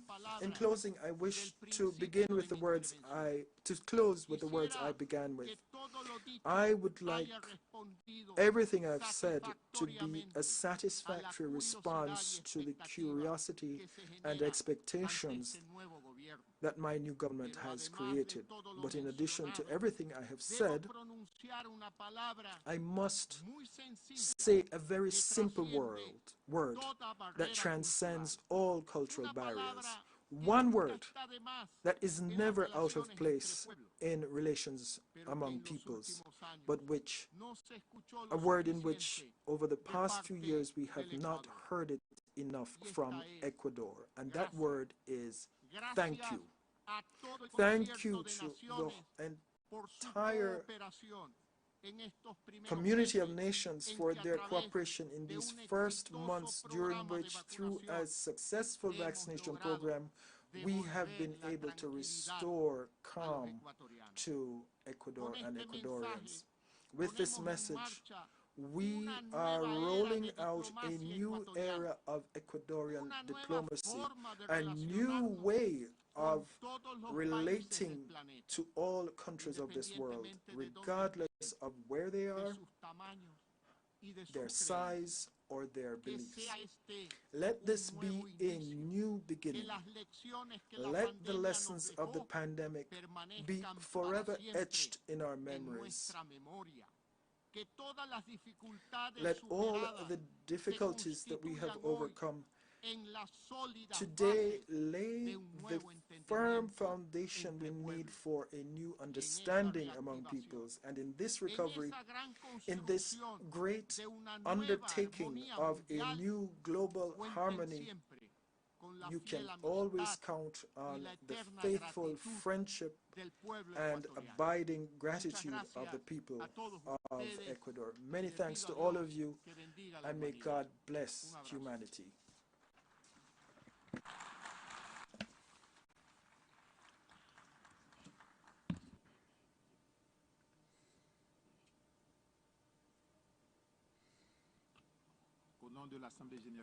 On behalf of the General Assembly, I'd like to thank the President of the Republic of Ecuador for the statement that he's just made, and I would ask the protocol to escort His Excellency.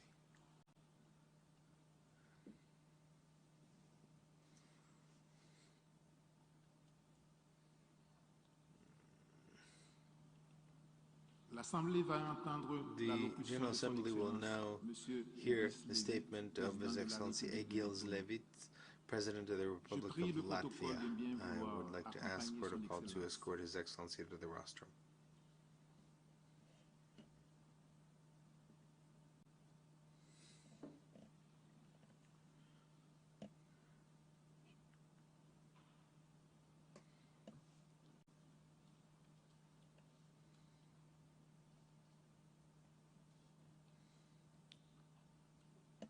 On behalf of the General Assembly, I have the honor of welcoming to the United Nations His Excellency Mr. Egils Levits, President of the Republic of Latvia. I invite you to take the floor and address the Assembly. President, Excellencies, ladies and gentlemen, let me begin by congratulating you, Minister of Foreign Affairs of the Maldives, Mr. Abdullah Shahid, on taking up the honorable position of the President of the 76th session of the UN General Assembly. I can assure that Latvia will fully cooperate with you. I also warmly welcome the appointment of Antonio Guterres as the UN Secretary General for another term. The Secretary General has made considerable efforts to strengthen the effectiveness of the UN system. The new report by the Secretary General, namely Our Common Agenda, provides us with a vision and choices for the future. The COVID-19 pandemic has not yet been overcome. The current global challenge is to achieve the widest possible vaccination as soon as possible. Latvia provides support to increase the availability of vaccines worldwide. Latvia has sent vaccines to its closest neighbors, as well as friends in Africa and Asia, and we plan to continue to share vaccines, including through the COVAX mechanism. The crisis has highlighted the need to continuously strengthen the resilience of countries and societies. COVID-19 highlighted the vulnerability of our societies to all kinds of disinformation. Latvia's response to disinformation is based on strengthening public resilience. By raising awareness of disinformation, strengthening independent and pluralistic media, the involvement of social society, and teaching media literacy. Combating such disinformation that creates serious harm to society while protecting and strengthening freedom of expression and data privacy in the digital world is an extremely complex challenge. The lines between freedom of speech, accountability, and censorship are thin and fragile. the freedom of expression as a universal human right can be limited only in extreme cases. Such limitations should not be managed by the global internet platforms. Instead, in democratic societies, this function should be exercised only by democratically mandated institutions. At the global level, combating disinformation effectively requires even closer understanding and cooperation in international organizations. Latvia was one of the initiators of the UN General Assembly resolution on the promotion of media and information literacy at the global level, which was adopted last year. We will continue to provide support to partners with our expertise in combating disinformation. Efforts at the UN level need to be strengthened. Latvia was one of the first countries in the world to develop several digital solutions important for a sustainable response to the pandemic. Due to the fact that almost every corner of Latvia has access to high-speed internet, many people have used the solutions during the pandemic to change their habits and shape their daily lives. They contribute, inter alia, to the convergence of quality of life and income levels between urban and rural areas. In many cases, digital solutions have reduced the need to commute, which helps to limit emissions. At the same time, we must bear in mind that digital transformation and artificial intelligence poses new risks. Also, security threats to cyberspace are increasing. Therefore, in parallel with technological developments, we must work actively to define new legal principles. On the one hand, this principle should help us make the best use